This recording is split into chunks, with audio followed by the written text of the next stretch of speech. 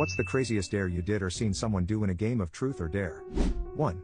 We were in the dorms and dared our friend, who had just been accepted to culinary school, though he hadn't even taken a single lesson yet, to cook us a fancy dinner using only dorm appliances, a toaster oven, George Foreman grill, and a hot plate. He left the room, and we assumed he was fed up with us always teasing him about wanting to be an Iron Chef. He watched it religiously. But nope, he came back with groceries and made a short rib dish so amazing I still think about it 22 years later. 2. In 6th grade, my girlfriend dared me to kiss her best friend. I went for it.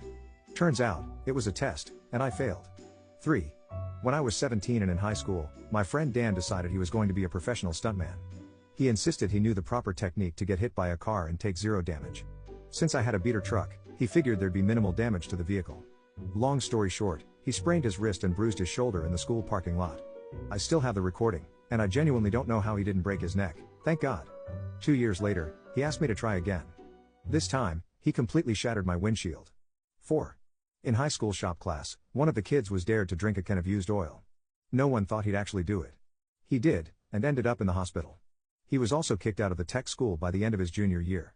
During senior year, he had to make up all the credits he'd been excused from because he hadn't completed the full 3 years of the program. To his credit, he still managed to graduate on time. 5. A buddy I was living with once told me it's impossible to walk more than 100,000 steps in a day. I called BS, and he dared me to prove him wrong. I did the math, it's about 52 miles for someone my height. I bought a pedometer, started walking at 3 a.m., and trekked from Lemon Grove, California, to Poway. I finished around 11 p.m., got an Uber back, woke him up, and showed him the proof. Never tell me what I can't do. 6. Someone was dared to jump an electric fence and ride a cow.